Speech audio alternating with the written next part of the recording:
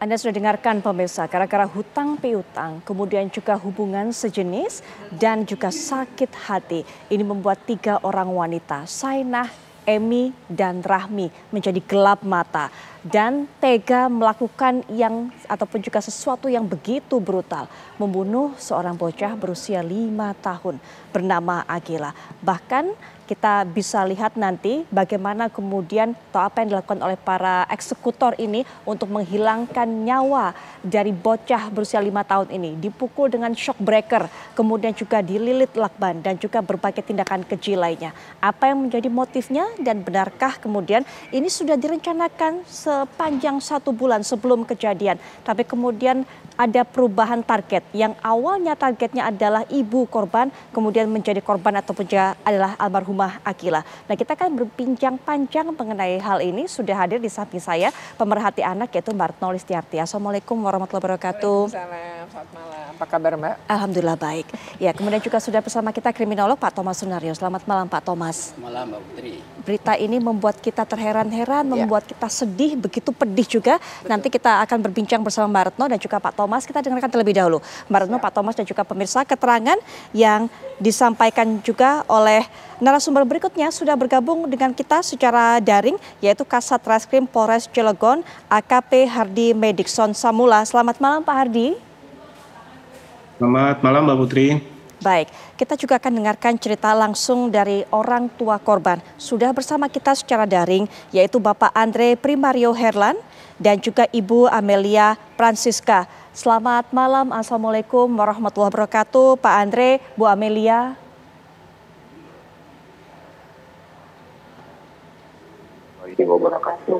Baik, Pak Andre, Bu Amelia, kami mengucapkan turut berduka cita sedalam-dalamnya atas kepergian dari Ananda tercinta Agila dan juga apa ataupun juga musibah yang menimpa keluarga dari Pak Andre dan juga Ibu Amelia. Mohon berkenan juga Ibu Amelia, bukan kami ingin membangkitkan kenangan buruk tersebut, tapi bisa berbagi cerita dengan kami menjadi pelajaran juga tentunya bagi masyarakat yang saat ini bisa menyaksikan. Bu Amelia, sebenarnya bagaimana Bu Amelia kedekatan hubungannya dengan 3 orang perempuan ini yang menjadi pelaku, Sainah, Emi, dan juga Rahmi? Nah, jadi saya itu dekat sama 3 pelaku ini itu karena kenalnya di Bimba. Jadi anak saya kan sekolah di Bimba ya.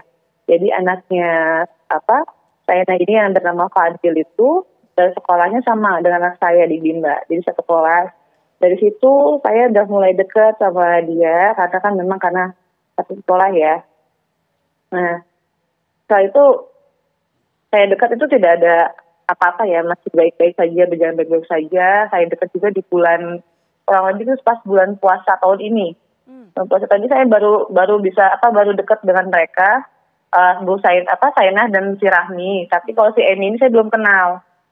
Ya, jadi saya kenalnya ini dengan Sainah dan Rahmi di sekolah Biba anak saya. Nah, terus berjalannya waktu saya dekat dengan keluarga mereka, anak saya pun juga akrab dengan anaknya si Fadil itu. Tidak ada kecurigaan sama sekali ya, tidak ada kecurigaan sama sekali. Nah, waktu itu saya pernah diundang ke acara santunan anak yatim di rumahnya Sainah Rahmi ini. Dan kebetulan memang ada si Emi di situ, ada Emi juga. Tapi saya belum kenal dengan Emi, kenal dengan Emi. Hanya saya sudah pernah melihat dia di situ.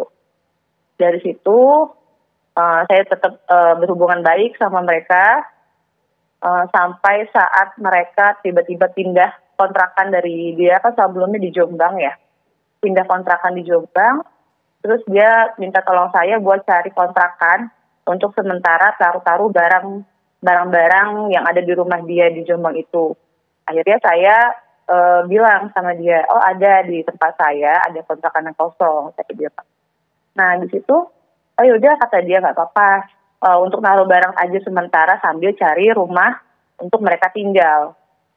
Nah, sambil mereka mencari rumah untuk tempat tinggal itu, sekitar ada sebulan mereka nginep di tempat kontrakan yang di taruh-taruh barang itu kan, di dekat kontrakan saya. Nah, sudah itu kita tidak ada masalah apa-apa, masih berjalan baik-baik saja. Terus dia nggak ada yang kayak seperti minta tolong pinjam uang belum ada di situ. Nah, setelah itu dia sudah dapat kontrakan yang baru di Gria Melodi dekat Pasar Kelapa situ di Jalan Amatir itu. Barulah sebagian barangnya itu dipindahkan ke rumah kontrakannya dia yang baru. Dari situ dimulailah adanya pinjam meminjam. Awalnya pinjam uang untuk minta bantuan untuk kan dia lagi kesulitan uang untuk biaya bayar kontrakan itu. Saya coba bantu sebisa saya kan. Nah, setelah itu memang kooperatif, dia membalikan kembali uang yang sudah dipinjam sebelumnya. Nah, lalu makin ke sini lama-lama dia terus pinjam, sedangkan untuk ini untuk itu dia bilang. Ya maksudnya kan saya kan karena udah kenal dekat sama dia ya, dia juga baik sama saya juga nggak ada curiga, nggak ada bicara apa-apa lah gitu kan, karena anak saya dekat sama anak dia.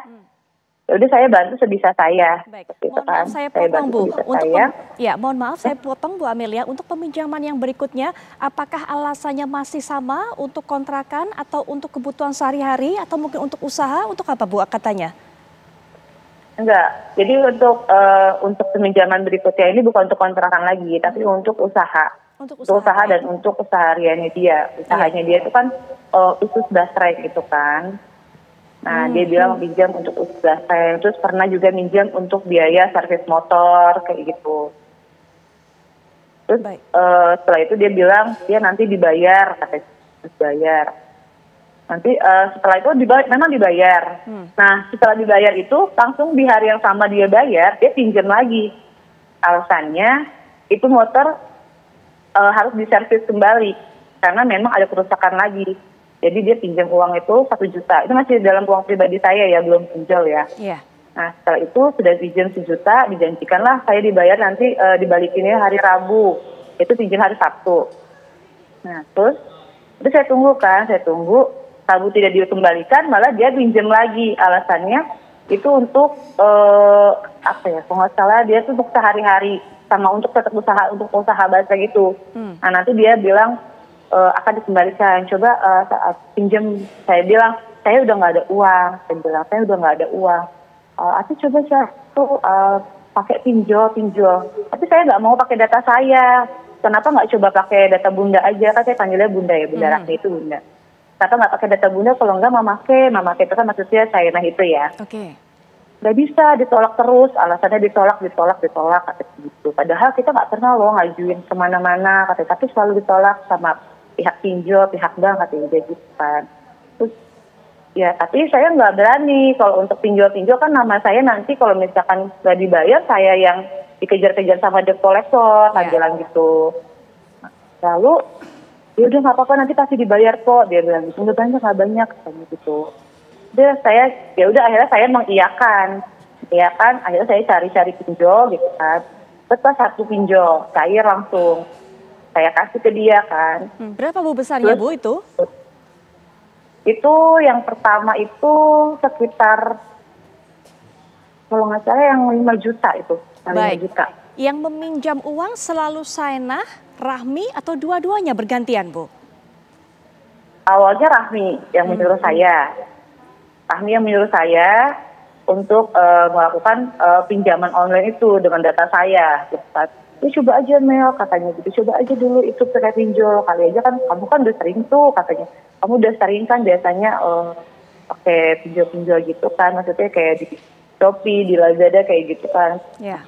Ya udah saya bilang gitu, terus si saya nanya ikut-ikutan, iya Mas, ya tolong sih Mak, dia kan manggil saya gitu. Iya Mas, tolong bantu gitu kan. Udah saya bantu. Cuman di sini kalau untuk masalah pinjol-pinjolan ini yang lebih intens ngomong untuk saya disuruh pinjol-pinjolnya Rahmi. Baik. Saya disuruh, iya ini tolong Bunda nih, jadi yang lebih intens ngomong harus saya yang pakai data saya itu si Rahmi. Pokoknya gimana caranya saya harus dapat itu pinjol harus cair. Baik. Itu. Dan Ibu merelakan data Ibu dipakai oleh Rahmi ataupun juga Saenah ini? Iya, karena kan dia menjanjikan, nanti kan mau pakai si Saenah ini, maksudnya ada jual tanah sama jual rumah di kampung katanya. Nanti hari ini tanggal berapa gitu, nanti dikembaliin katanya. Udah kamu nggak usah takut, pokoknya mah pasti dibayar sama bunda mah katanya gitu. Ya saya jadi kan, ayo udah karena kan sebelumnya kan sudah pernah kayak gitu ya, pinjam uang langsung dibayar gitu kan, bener gitu kooperatif. Jadi saya nggak ada pikiran, ayo nggak mau gitu kan. Jadi ya udah saya ajuin lagi tuh pinjauan berikutnya kan, pinjauan berikutnya dia minta. Ya gimana Mbak? Sampai total berapa Ya, kali pinjaman online, Bu? Banyak, jadi untuk dana ya, untuk pinjaman yang dana itu sekitar 9 aplikasi pinjol. 9 aplikasi pinjol, total pinjamannya Bu, ya, yang menggunakan identitas Ibu? Ini kita gabung dari, jadi ada pay letter juga ya, ada pay letter, jadi dia minta, nah tolong dong, Bunda mau, waktu itu bilang, Bunda mau HP ini, tolong ya nanti dicicil aja bayarnya gitu. Saya pakai pay letter. Terus Bunda mau tab Android, dia bilang gitu. Pakai itu aja, dicicil aja bayarnya, gitu kan. Terus ya udah akhirnya itu saya total kemarin itu yang pinjolnya aja ya sekitar berapa ya? 75 banyak 50-an lah, 50 jutaan. 50 juta. Kalau di total akumulasi semua. Baik. Ya SPay letter dengan pinjam, pinjaman dananya itu. Iya. Dan mereka tidak pernah melakukan penyicilan sehingga Ibu menagih mereka. Nah, sempat gini, dia bilang kemarin beberapa minggu sebelum kejadian. Jadi Rahmi ini bilang sama saya, itu memakai si Saina ini mau pulang kampung. Mau ngambil uang hasil jual rumah sama jual tanah dia di sana. Nah jadi kan udah kamu pokoknya nanti Mama kayak dapat uang langsung ditransfer ke kamu nanti 100 sampai 1 juta, maksudnya 1 juta. Nanti kamu buat lunasin dulu tuh semua utang-utang pinjol Bunda sama Mama kayak, nanti sisanya kamu pegang aja dulu. Nanti kamu Mama kayak ambil lagi karena ATM-nya Sainah ini lagi bermasalah jadi ada yang nyadap gitu, maksudnya ada yang ngambil uangnya dia di ATM-nya dia gitu, tiba-tiba hilang uang ATM-nya dia, jadi dia nggak bisa menggunakan ATM itu lagi. Baik. Dan Bu Amelia selalu kemudian menegaskan juga kepada mereka untuk menagih terus atau seperti apa? Karena sudah mendapatkan janji itu, masih terus menagih? Iya, tetap terus menagih karena kan di pinjol itu ada tanggal-tanggal jatuh temponya. Saya selalu bilang sebelum tanggal jatuh tempo itu, Bun, tolong Bun, ini nanti tanggal 20 misal, tanggal 20 ini udah jatuh tempo ya aplikasi si A, B, C seperti itu kan. Tolong dibayar ya karena aku nggak ada uang lagi buat nalangin. Iya aja kamu tenang aja nggak bakal telat, dia bilang gitu kan. Bu Amel pernah didatangi oleh para penagih? Syukur alhamdulillah belum. Baik, itu motif yang pertama. Kami juga ingin mengetahui Ibu, untuk motif berikutnya juga yang dikatakan oleh Emi, yang juga dikatakan oleh Sainah bahwa Ibu sering juga memarahi anak mereka. Apakah betul Ibu? Jadi gini, kalau dibilang sering memarahi tidak pernah ya. Jadi setiap saya sama anak saya main ke rumah si Sainah Rahmi ini, itu kan memang namanya anak-anak ya bermain. Jadi di sini kan si Fadil ini kan usianya 7 tahun, lebih tua 2 tahun dari Akila kan, dan badannya pun lebih besar dari Akila. Jadi mereka tuh kadang suka berantem. Jadi saya tegur lah anak itu kan si Fadil, jangan kayak gitu ya Dil, itu kecilnya masih kecil, tak bilang gitu. Kalau main yang bener, jangan berantem, tak bilang gitu. Saya marahin Fadil pun, saya juga marahin Akila. Saya ngasih tahu ya kan, saya kasih tahu Akila juga. Jadi saya bukan harus nggak marahin Fadil doang, saya juga marahin ke anak saya gitu. Jadi biar jangan berantem, main tuh bareng-bareng, jangan nakal. Kalau nakal mending nggak usah main, tak bilang gitu kan. Termasuk juga kayak dengan gitu aja, nggak pernah yang saya bentak-bentak atau gimana. Baik, tidak pernah memarahi Fadil yang merupakan anak dari pelaku Sainah. Pernah juga Ibu mungkin memperingatkan atau mungkin menegur anak dari pelaku Emi? Enggak, kalau Siti anak kayak Emi itu saya nggak pernah kayak negur yang marah-marah, enggak. Karena kalau Siti sama Akila mainnya itu kalau saya lihat nggak pernah yang sering berantem, malah yang sering berantem itu Akila sama Fadil. Ya, kita dapatkan keterangan Ibu juga untuk motif kedua. Motif selanjutnya Ibu, ketiga, di Tengarai ini ada sakit hati, cemburu yang dirasakan oleh Rahmi karena pasangannya Sainah, atau mungkin sebaliknya, Sainah yang merasakan cemburu karena pasangannya Rahmi ini ia nilai begitu dekat dengan ibu. Betul seperti itu, Bu? Kalau untuk seperti itu saya kan nggak tahu ya awalnya ya, karena yang saya lihat mereka berdua ini, ya yang saya tahu mereka kakak sepupuan, ngomong sama saya, mereka tuh sepupuan, sama-sama sudah nggak punya suami, sama-sama tinggal suaminya seperti itu. Jadi saya nggak ada pikiran mereka ini punya hubungan sesama jenis, itu nggak ada. Saya baru tahu ini. Baik, jadi ibu selama ini tidak mengetahui dan di depan ibu ataupun juga orang lain mereka ini mengaku sebagai saudara sepupu, begitu ya Bu? Iya, Baik. iya, dia mereka mengakuinya sebagai saudara. Baik, Ibu nanti kita lanjutkan. Kita minta konfirmasi terlebih dahulu juga dari Pak Hardi mengenai motif ini. 3 motif ini yang disampaikan oleh pihak kepolisian Pak Hardi menjadi penyebab 3 orang ini gelap mata. Baik itu Saenah, Emi, kemudian juga dengan Rahmi atau yang punya nama alias Ridho. Pak Hardi silakan. Baik, terima kasih Mbak Putri. Jadi untuk ketiga motif ini, itu kami dapatkan pada saat kami melakukan pemeriksaan daripada ketiga tersangka ini. Yang pertama seperti yang telah disampaikan tadi, adanya masalah utang piutang. Yang kedua terkait masalah mereka merasa sakit hati karena menurut mereka ibu korban ini sering memarahi mereka. Dan yang terakhir itu menurut keterangan dari si SA atau tersangka SA itu, dia merasa cemburu karena dia merasa bahwa saudara RH ini dekat dengan ibu korban. Demikian, Mbak. Kedekatan seperti apa yang dirasakan oleh Saenah ini sehingga kemudian sampai cemburu melihat kedekatan antara ibu dengan Rahmi ini atau ibu Amel, ibu korban dengan Rahmi ini sehingga membuat ia gelap mata dan merencanakan pembunuhan, Pak? Kalau dia merasa bahwa ketika si RH ini dekat dengan ibu korban, dia merasa dia terabaikan, si SA ini. Baik, Sehingga baik. itu yang membuat dia gelap mata. Ya, tiga alasan ini menjadi alasan dari 3 pelaku yang disampaikan pada pihak kepolisian. Yang awalnya kemudian merencanakan pembunuhan ini, apakah memang hanya pasangan Saenah dan Rahmi saja atau sejak awal, Pak, Emi ini sudah dilibatkan sejak dari tahapan perencanaan? Jadi menurut keterangan dari masing-masing pelaku, jadi mereka bertiga ini memang dari awal, dari 1 bulan sebelumnya itu sudah merencanakan. Memang dari keterangan mereka, target awalnya itu adalah saudara dari target mereka adalah ibu korban atau saudara AM.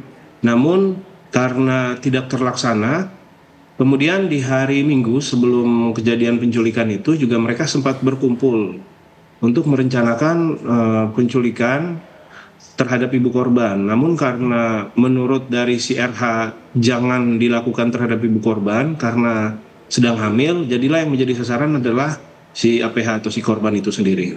Baik, pada saat awal merencanakan penculikan, apakah memang berencana hanya menculik Akila atau memang berencana untuk menculik dan membunuh, Pak?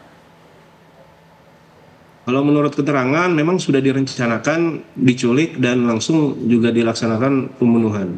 Baik, dari 2 pelaku ada pasangan ini, Rahmi dan juga Saenah, kabarnya memberikan iming-iming uang yang cukup besar kepada Emi untuk bergabung juga, Pak? Seperti itu? Ya, jadi menurut keterangan si Emi diiming-imingin uang sebesar 50 juta apabila berhasil membunuh si korban. Baik, kita sudah dapatkan keterangan mengenai motif, 3 motif yang disampaikan oleh pihak kepolisian. Dari pihak kepolisian maupun juga dari pihak ibu dari korban. Nanti kita akan telusuri bersama juga bagaimana pandangan Mbak Retno ataupun juga Pak Thomas mengenai hal ini. Nanti setelah jeda termasuk juga Bu Amel, kemudian juga Bapak nanti bisa bercerita karena kabarnya sempat mendapatkan teror sudah lama sebelum kejadian ini. Nanti bisa berbagi cerita dengan kami, Pak. Setelah jeda kami akan segera kembali saat lagi.